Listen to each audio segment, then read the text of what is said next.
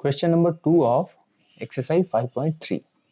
Classify each one of the following angles as right, straight, acute, obtuse और reflex. यानी हमें ये angles को देख के बताना है कि ये राइट एंगल है, स्ट्रेट एंगल है, एक्यूट एंगल है, ऑब्ट्यूज है या रिफ्लेक्स एंगल है. तो हमने पहले इन एंगल्स के बारे में पढ़ा है अपने पुराने वीडियोस, जो इससे पहले के वीडियोस है उसमें देखा है. तो हम उनको एक बार फिर रिवाइज कर लेते हैं. सो सबसे पहले राइट एंगल क्या होता है. Right angle is an angle of 90 degree. An angle of right 90 degree where two lines meet at 90 degree. So this is right angle. So right angle ये ऐसा भी हो सकता है, ऐसा भी हो सकता है और ऐसा भी हो सकता है. So ये हैं right angles 90 degrees. अब straight angles क्या होते हैं. स्ट्रेट एंगल जैसे ये एक लाइन है और लाइन पर ये एंगल है स्ट्रेट एंगल. और we can have straight angle like this, और या ऐसे भी हो सकता है या ऐसे भी हो सकता है और ऐसे भी हो सकता है. तो straight angle can be basically एक लाइन है जिस पर एंगल बना हुआ है. तो ये स्ट्रेट एंगल है यानी 180 डिग्रीज. तो राइट एंगल हो गया 90 डिग्रीज, स्ट्रेट एंगल हो गया 180 डिग्रीज. अब एक्यूट एंगल्स जो होते हैं, एक्यूट एंगल्स जो होते हैं वो होते हैं राइट एंगल का है ये. तो एक्यूट एंगल राइट एंगल से छोटे होते हैं, that means less than a right angle. जैसे ये एंगल एक एक्यूट एंगल है, ये एंगल भी एक एक्यूट एंगल है. अगर हम ऐसा एंगल बनाएं, ये भी एक एक्यूट एंगल है, क्योंकि अगर हम ऐसे एक लाइन बनाएं यहाँ पर जो राइट एंगल के लिए है यानी 90 डिग्री के लिए है, तो ये एंगल उससे छोटा है, ये वाला एंगल जो है. तो ये भी एक्यूट एंगल है. और एक्यूट एंगल ऐसे भी हो सकता है जहां हम इधर में लाइन देख सकते हैं एक बना करके. तो ये एक्यूट एंगल है, ये भी एक्यूट एंगल है, ये भी एक्यूट एंगल है, this is also acute angle. तो ये सब एक्यूट एंगल है जो कि है less than 90 degree. Obtuse angle क्या होते हैं. ऑब्ट्यूज एंगल जो होते हैं वे they are more than 90 degree. यानी ये एंगल जो है ये ऑब्ट्यूज एंगल है. 90 डिग्री का एंगल तो यहाँ पर होता है, जो अगर हम एक लाइन ड्रॉ करें तो ये 90 डिग्री है, लेकिन ये 90 से ऊपर है और 180 डिग्री से लेस है. So it is between 90 degree and 180 degree. 90 degree से बड़ा और 180 से छोटा होगा. तो ये ऑब्ट्यूज एंगल है, ये भी ऑब्ट्यूज एंगल है. एंगल्स किसी भी तरफ से हो सकता है, बट ये एंगल हम देख सकते हैं. अगर हम यहाँ से बीच में से एक लाइन ड्रॉ करेंगे तो हमें पता चल जाएगा कि ये 90 से बड़ा है. तो इस तरह से ऑब्ट्यूज एंगल होता है. और रेफ्लेक्स एंगल क्या होते हैं. रेफ्लेक्स एंगल जो होते हैं वो 180 डिग्री से बड़े होते हैं. लेट्स से ये वाला एंगल जो है, बाहर बाहर वाला एंगल, ये रेफ्लेक्स एंगल है. ये तो एक्यूट एंगल है छोटा वाला जो है, लेकिन ये जो बड़ा एंगल है इसका, ये रिफ्लेक्स एंगल है. इस तरह से रिफ्लेक्स एंगल्स होते हैं. तो रिफ्लेक्स एंगल ऐसे भी हो सकते हैं, ये भी 180 डिग्री से बड़ा एंगल है, तो ये भी रिफ्लेक्स एंगल है. तो इस तरह से हमने अभी ये एंगल्स समझ लिए हैं, रिवाइज कर लिए हैं. अब हम एक एक करके सभी एंगल्स की शेप्स को देखेंगे जो हमें क्वेश्चंस में दिए हुए हैं. सबसे पहले है ये. तो इसको हम पहले अगर घुमाएं और इसका ये पार्ट जो है इसको हम अगर बेस बना ले और इसको घुमा करके ऐसे लिख दें, जो आप देख सकते हैं ये हमने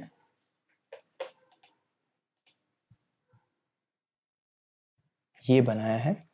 तो अब ये इसको हमने ऐसे टर्न कर दिया है कि ये यूं घूम गया है, और ये बेस है, ये वाला जो है ये बेस ये है. तो अब हम देख सकते हैं कि ये एक एक्यूट एंगल है, क्योंकि अगर हम एक राइट एंगल की लाइन ड्रॉ करें तो ये राइट एंगल से छोटा है, राइट एंगल बड़ा है. तो जो भी एंगल्स राइट एंगल से छोटे होते हैं यानी लेस देन राइट एंगल होते हैं वो एक्यूट होते हैं. तो we can write this angle is less than 90 degree, so it is an acute angle.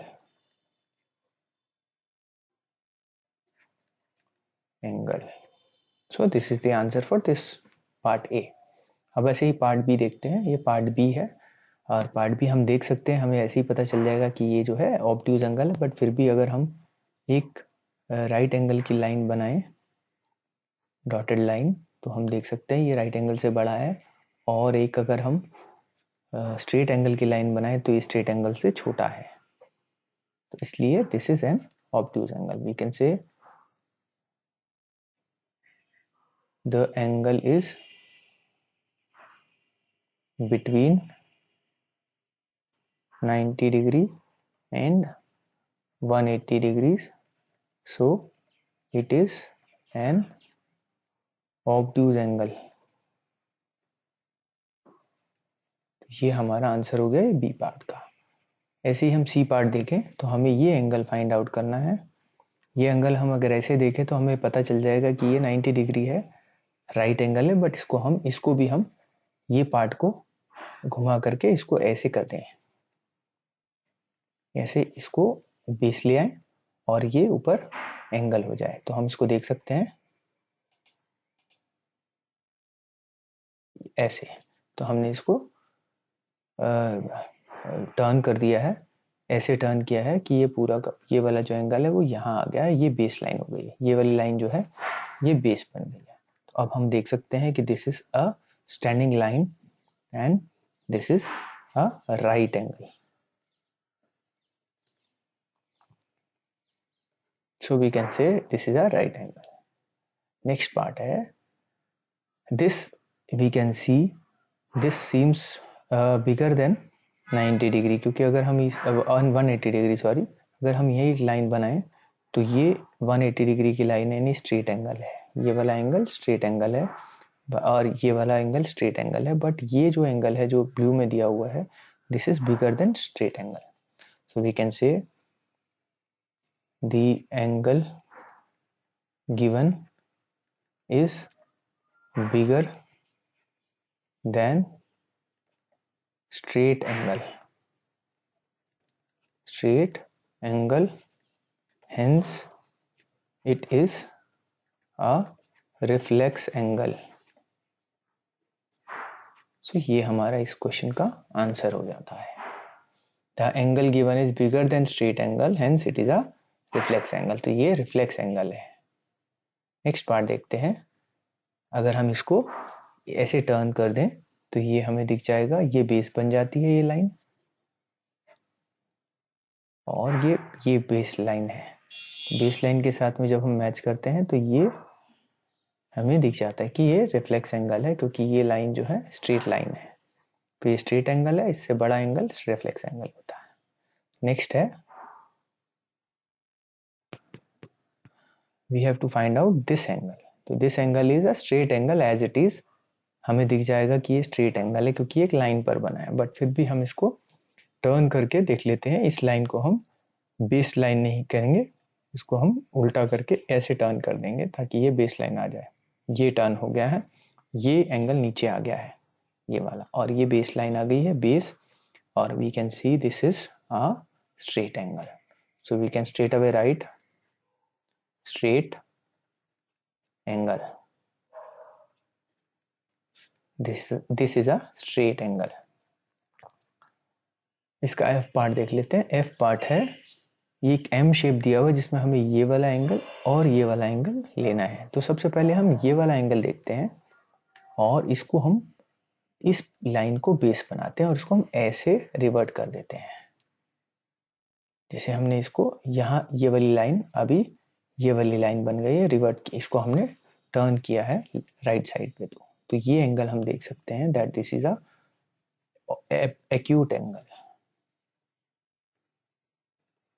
तो ये हमने देख लिया, ये एक्यूट एंगल है। और अगर हम इसको ही दोबारा से टर्न करके ये वाला जो साइड है, ये वाला साइड, अब इसको हम ऐसे टर्न कर दें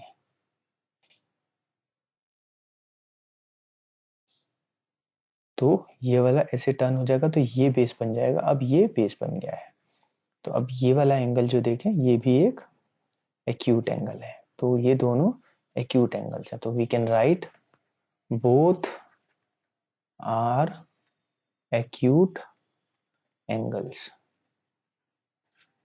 यानी दोनों के दोनों ये एक्यूट एंगल्स हैं, ये भी और ये भी। तो ये हमारा क्वेश्चन 2 भी कंप्लीट हो गया।